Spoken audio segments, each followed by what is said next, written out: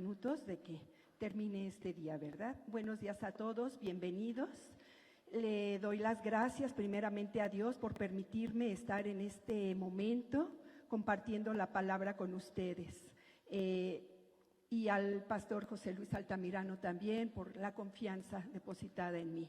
Veo algunas caras nuevas, no quisiera que se sintieran así como que, híjole, no estuvo el pastor, no compartió la palabra.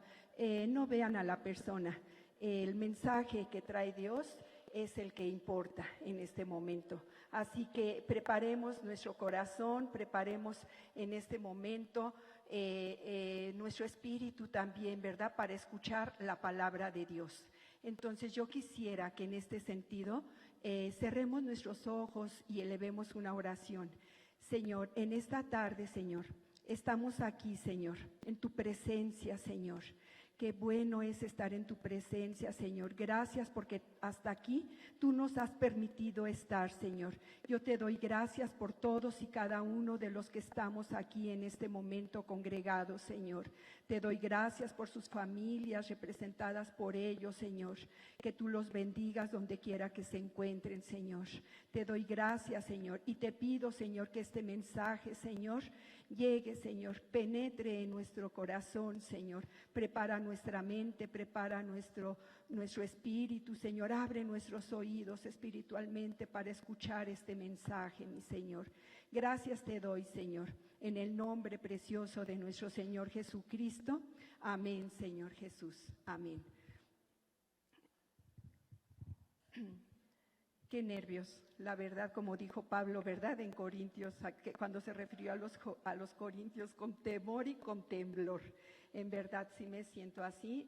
Dice que no se fijaran, ¿verdad?, en las palabras, que él no tenía palabras elocuentes ni llenas de sabiduría, pero así me siento en este momento. Discúlpenme si por ahí me equivoco en algo o trastabillo, ¿verdad?, en mis palabras.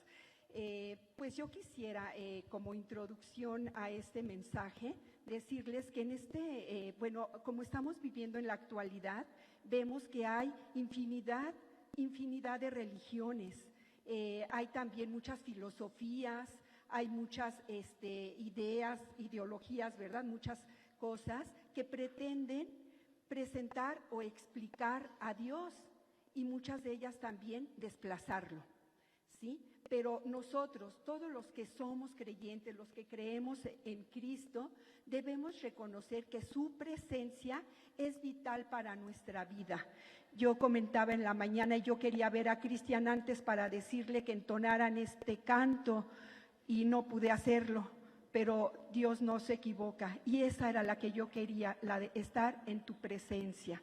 Entonces, es tan importante en medio de todo este caos, de toda esta oscuridad, qué importante es la presencia de Dios en nuestra vida. La preciosa presencia de Dios nos sana, nos restaura, nos renueva, nos libera, nos transforma de una manera increíble toda nuestra vida. Y es necesario que con anhelo, con perseverancia, busquemos la presencia de Dios en nuestra vida para bendición y para salvación eterna. Eso es lo principal. Entonces, algo que está en la palabra de Dios y que nos dice que Jesús es cuando Jesús lo dijo, ¿verdad? Precisamente, yo soy el camino, la verdad y la vida. Y así es, fuera de Él, hermanos, no hay nada, no hay nadie. No hay acceso a la presencia de Dios. Y esto que les estoy comentando lo debemos de valorar. ¿Cuál más grande tesoro? Pues separados de Dios, nada podemos hacer. Nada podemos hacer ni nada podemos ser, ¿verdad? Bueno, y vamos a ver cómo Dios a través de su palabra expresó lo que se tenía que hacer para que se hiciera palpable su presencia. Entonces nos vamos a recorrer, es un Dios en su pueblo, con su pueblo. Lo voy a leer porque es bien importante el que veamos por qué consideraban el arca como algo muy importante para ellos. Dice la palabra de Dios, y Samuel habló a todo Israel, Por aquel tiempo salió Israel a encontrar en batalla a los filisteos y acampó junto a Ebenezer. Y los filisteos acamparon en Afec. Y los filisteos presentaron la batalla a Israel. Y trabándose el combate, Israel fue vencido delante de los filisteos, los cuales hirieron en la batalla en el campo como a 4,000 hombres. Cuando volvió el pueblo al campamento, los ancianos de Israel dijeron: ¿por qué nos ha herido hoy Jehová delante de los filisteos? Traigamos a nosotros de Silo el arca del pacto de Jehová, para que viendo entre nosotros nos salve de la mano de nuestros enemigos. Y envió el pueblo a Silo y trajeron de allá el arca del pacto de Jehová de los ejércitos que moraba entre los querubines, y los 2 hijos de Elí, Ofni y Fines. Ellos estaban allí con el arca del pacto de Dios. Aconteció que cuando el arca del pacto de Jehová llegó al campamento, todo Israel gritó con tan gran júbilo que la tierra tembló. Cuando los filisteos oyeron la voz de júbilo, dijeron: ¿qué voz de gran júbilo es esta en el campamento de los hebreos? Y supieron que el arca de Jehová había sido traída al campamento. Y los filisteos tuvieron miedo porque decían: ha venido Dios al campamento. Y dijeron: ay de nosotros, pues antes de ahora no fue así. Aquí estamos viendo, ¿verdad?, cómo ellos tenían una gran... sabían de la presencia de Dios, ¿verdad? Ellos sabían que el arca del pacto representaba la presencia de Dios. Pero más adelante, tristemente, vemos que los filisteos se roban el arca del pacto. Y está ahí adelantito en Samuel, en primera de Samuel 4, del 10 al 11. Pelearon pues los filisteos, e Israel fue vencido. Y huyeron cada cual a sus tiendas, y fue hecha muy grande mortandad, pues cayeron de Israel 30,000 hombres de a pie. Y el arca de Dios fue tomada, y muertos los 2 hijos de Elí, Ofni y Fines. Yo quisiera, yo creo que ya muchos de ustedes saben que yo estoy estudiando el Instituto Teológico en Anna Sanders. Tenemos una maestra, la profesora Lina Ocampo, que ella siempre nos dice, le llama mucho la atención y nos ha transmitido también, ¿verdad?, ese mismo sentir de los nombres de los que se encuentran aquí en la palabra de Dios, su significado es bien importante. Y me di a la tarea, ¿verdad?, también de buscar el significado de estos tres nombres, de estos 3 personajes, y que nos permiten ver más a tus hijos. Si nosotros leemos, ¿verdad?, todo ese capítulo, nos damos cuenta de que los hijos estaban cometiendo atrocidades en el templo, a donde llevaban las ofrendas. Cuando iban ahí al tabernáculo, ellos estaban ahí a la puerta, pero ellos estaban deshonrando. Y así lo dice su palabra, lo vemos también en el capítulo 2, en el versículo 12, dice: los hijos de Elí eran hombres impíos y no tenían conocimiento de Jehová. Fuerte, ¿verdad? Eran los hijos del sacerdote y dice que no tenían conocimiento de Jehová. Y en el 17, era pues muy grande delante de Jehová el pecado de los jóvenes, porque los hombres menospreciaban las ofrendas de Jehová. Sí, estaban menospreciando. El nombre de Ofni, es decir, es un pugilista, es aquel que pelea con los puños. Él, conociendo la voluntad de Dios, se rebeló contra ella y contra el diseño de Dios. Y Fines, boca de serpiente, persona que utiliza el engaño y la mentira para lograr sus propios y egoístas intereses. Así podemos ver, ¿verdad?, en esto y lo que acabamos de leer, y observamos los motivos por los cuales había sido derrotado el pueblo de Israel. ¿Sí lo notaron? ¿Cuáles fueron? Hubo 2 motivos principales. Había religión e inmoralidad en el sacerdocio, con Elí y con sus 2 hijos. Y había una ausencia de un verdadero culto a Dios. Entonces el pueblo se estaba alejando de una verdadera adoración al Señor. La Escritura nos sigue enseñando que la gloria de Dios se aparta del pueblo de Israel. Más adelante, en los versículos 19 al 22, vamos a ver también un suceso bien interesante. Dice, dice la palabra de Dios, y su nuera, la mujer de Fines, que estaba encinta, cercana al alumbramiento, oyendo el rumor que el arca de Dios había sido tomada y muertos su suegro y su marido, se inclinó y dio a luz porque le sobrevinieron sus dolores de repente. Y al tiempo que moría, le decían las que estaban junto a ella, no tengas temor, porque has dado a luz un hijo. Mas ella no respondió, ni se dio por entendida, y llamó al niño Icabod, diciendo, traspasada es la gloria de Israel por haber sido tomada el arca de Dios, y por la muerte de su suegro y de su marido, dijo pues, traspasada es la gloria de Israel porque ha sido tomada el arca de Dios.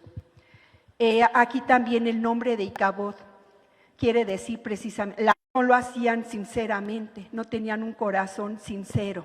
Entonces yo también recordaba cuando muchas veces en los juicios, ¿verdad? Vemos que les dan una Biblia para que juren sobre de ella, que pongan su mano y que digan la verdad y solamente la verdad. Y vemos como muchas veces esa verdad es tergiversada. Entonces no vemos la justicia, ¿verdad? Y vemos que mienten. Entonces, pues algo así, ¿verdad? Sucedía también en eso. Decía entonces Jesús, con sus labios me honran, pero su corazón está lejos de mí. Otra consideración que vamos a tomar en cuenta, ya vimos entonces la importancia del arca del pacto que tenían en el pueblo de Israel. Ahora vamos a ver aquí a los dos, al primer rey, que fue el rey Saúl y el rey David. Entonces vamos a ver aquí algunas características de ellos, para ver para qué. Entonces vemos aquí a Saúl como un símbolo o una figura de religión, de lo que estábamos viendo, que eran apariencias, que él quería popularidad, quería un gobierno, pero sin Dios, un gobierno sin gloria. Entonces, él lo estaba construyendo ese gobierno en sus fuerzas, en sus capacidades humanas, sin bendición del Señor. Y eso también nos ocurre a nosotros cuando le damos más valor a lo terrenal, ¿verdad? Que a esa amistad o a buscar esa presencia en Dios. Entonces también, ¿verdad? Su palabra dice que Él honra a quienes le honran y son tenidos en poco los que lo menosprecian. Bien, entonces ahora vamos a ver el contraste de Saúl y de capítulo 15, 11 y 12, dice, y llamó David a los sacerdotes Sadoc y Abiatar y les dijo, vosotros que sois los principales padres de las familias de los levitas, santificaos vosotros y vuestros hermanos y pasad el arca de Jehová, Dios de Israel, al lugar que le he preparado. Él ya le tenía preparado un lugar. Él le tenía preparado ya ese lugar y quería que el arca del pacto fuera traída. Es bien importante, ¿verdad? Aquí, ¿qué significa santificarse? Y el término hebreo lo traduce como consagrarse, dedicarse, purificarse. Así es como debemos estar ante la presencia de Dios. Es un acto o un estado por el cual las personas o cosas se apartan para el culto de Dios, el culto a Dios, se consagran, se hacen sagradas para el culto a nuestro Dios. Entonces, nosotros como cristianos debemos de saber que somos sacerdotes para nuestro Dios. Nosotros somos llamados a ser sacerdotes, que estamos todos y cada uno de nosotros estamos llamados a ser sacerdotes. También hay otro aspecto que es que debemos de seguir el diseño y el modelo de Dios.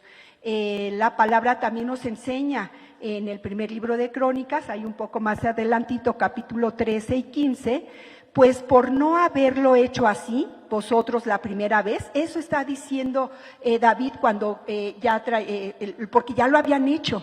Ya lo habían hecho, lo vemos en los versículos anteriores, que ellos ya habían tratado de traer el arca del pacto, pero no lo habían hecho correctamente.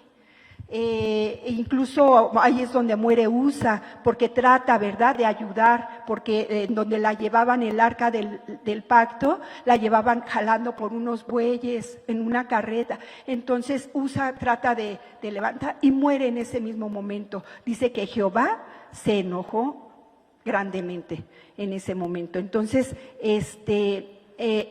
continuamos leyendo, dice, pues por no haberlo hecho así vosotros la primera vez, Jehová nuestro Dios nos quebrantó por cuanto no le buscamos según su ordenanza. Y los hijos de los levitas trajeron el arca de Dios puesta sobre sus hombros en las barras, como lo había mandado Moisés, conforme a la palabra de Jehová. Entonces veamos qué importante es que nosotros sigamos ese diseño, ese modelo de Dios. Y él lo reconoció, el rey David lo reconoce, ¿verdad? Y él admite que no lo había hecho, que él lo había hecho mal, aunque los motivos eran buenos, ¿verdad? Él quería traer esa arca, él quería traer el arca de Dios, pero no a la manera de Dios. Entonces, no es suficiente con tener buenas intenciones, es fundamental hacerlo como Dios dice. El diseño de Dios es perfecto y debe de ser respetado en todo momento. Y más adelante nos dice la palabra de Dios, y no trajo David el arca a su casa en la ciudad de David, sino que la llevó a casa de Obed-edom geteo. El arca de Dios estuvo con la familia de Obed-edom en su casa 3 meses, y bendijo Jehová la casa de Obed-edom y todo lo que sin pasión.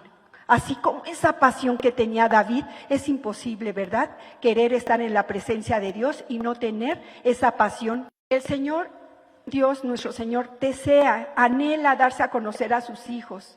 Él nos anhela celosamente.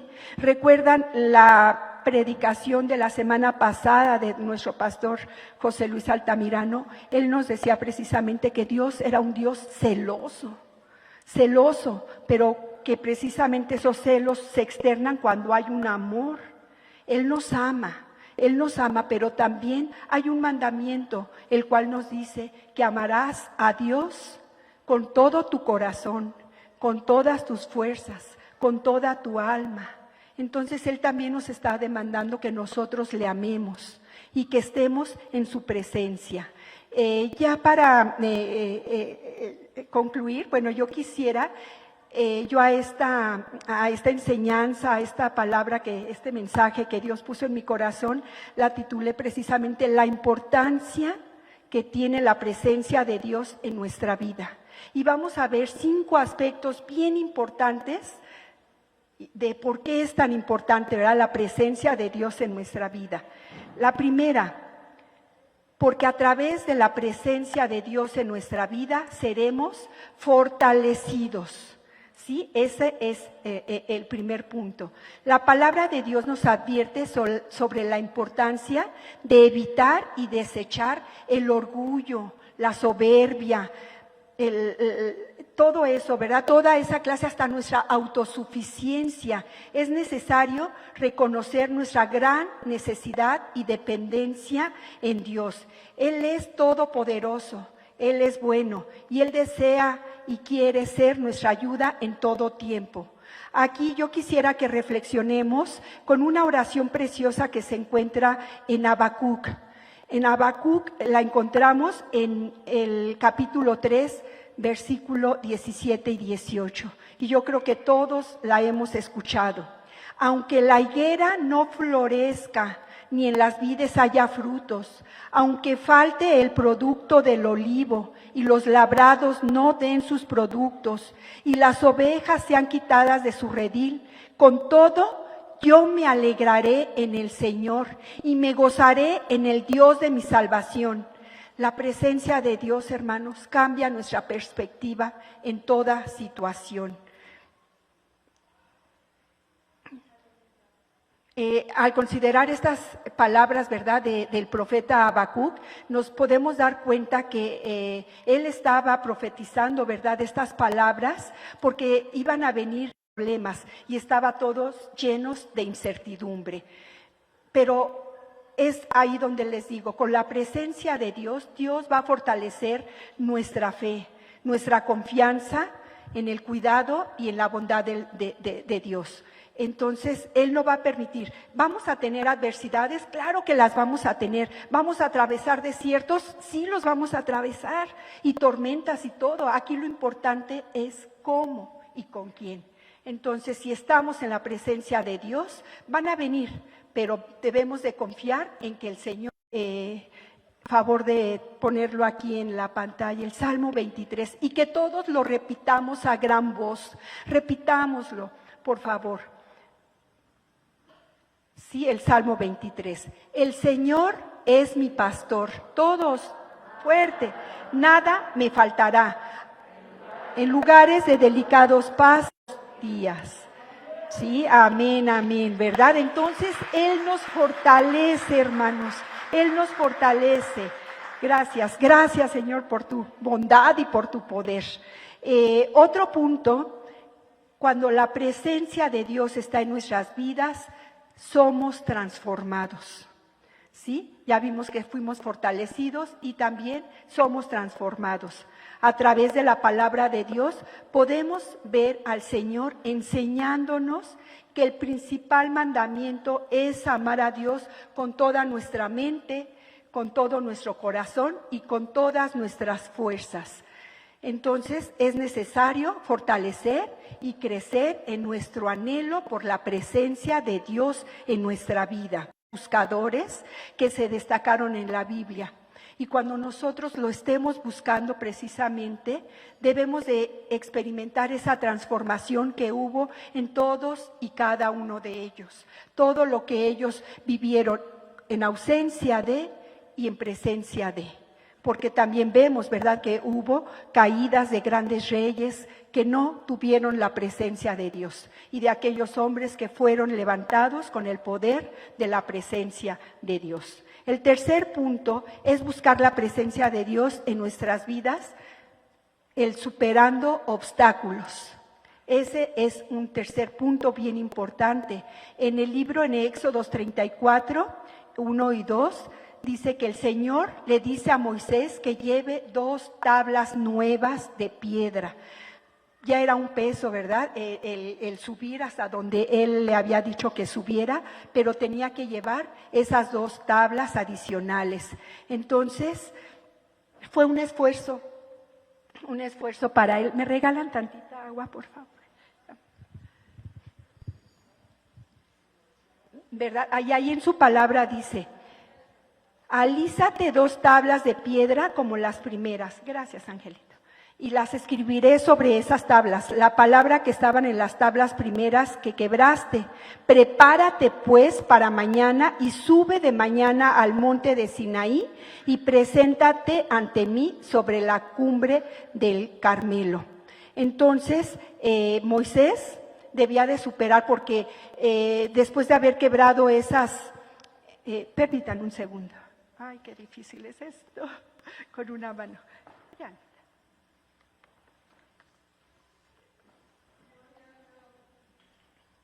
Perdón, hermanos. Entonces él debía de superar ese arrepentimiento que debió haber habido en Moisés, de haberse enojado de lo que el pueblo estaba haciendo, que estaban con la idolatría y estaban haciendo cosas indebidas, y él en su enojo quebró esas 2 tablas primeras, él las quebró. Entonces, y él le dice, Dios le dice, como las tablas primeras que quebraste.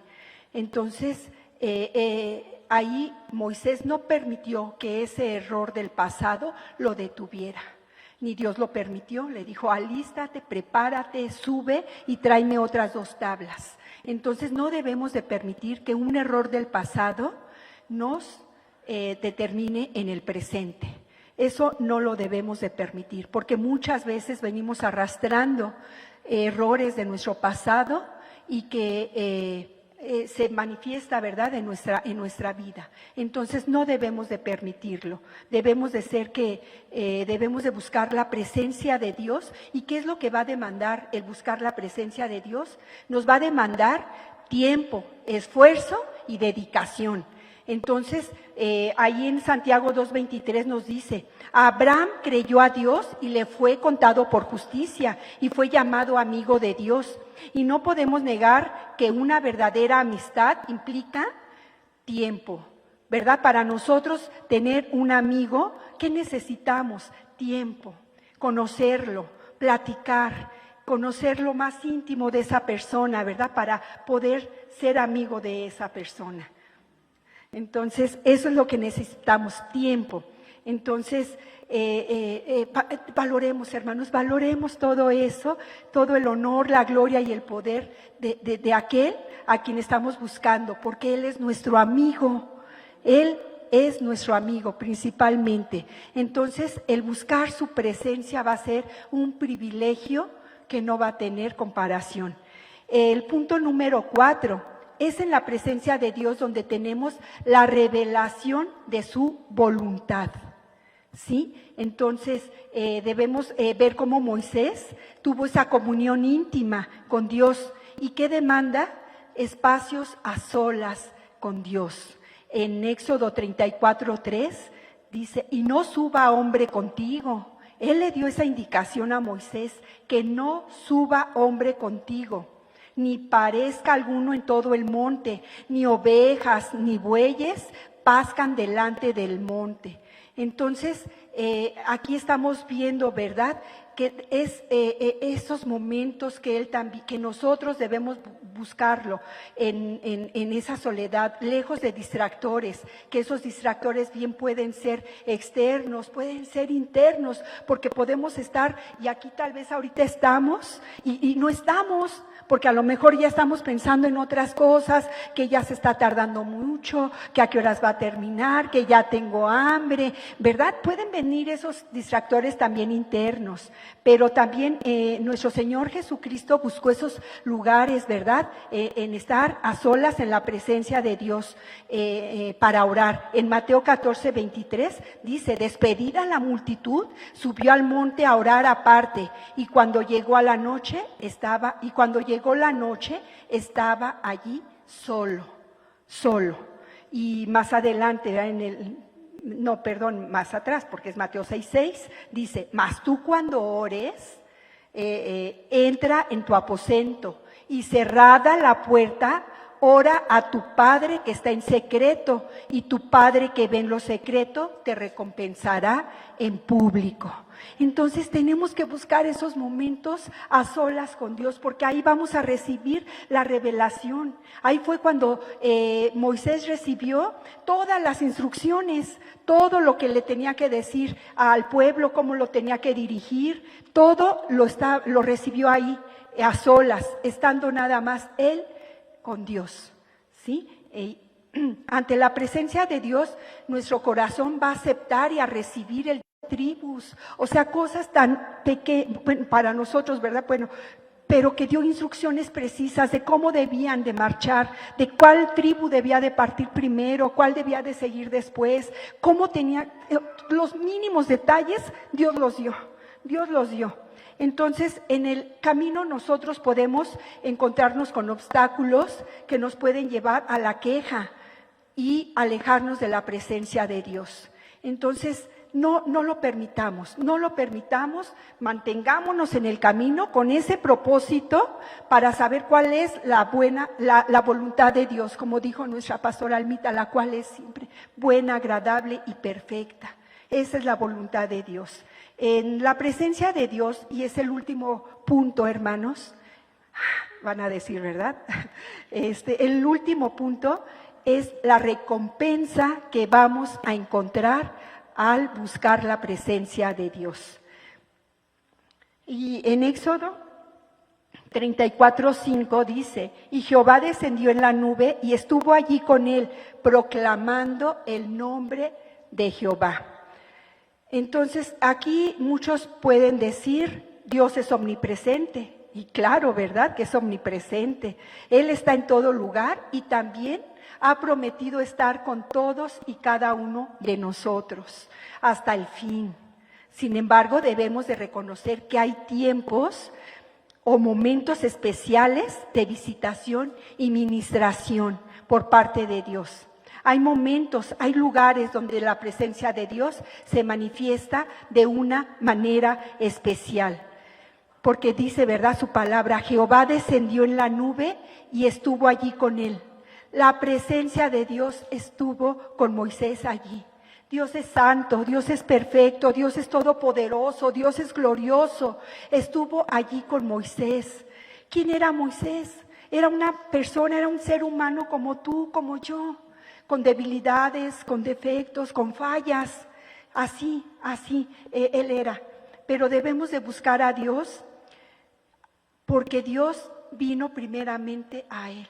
Dios viene a nosotros y Él se deja hallar por aquellos que le buscan.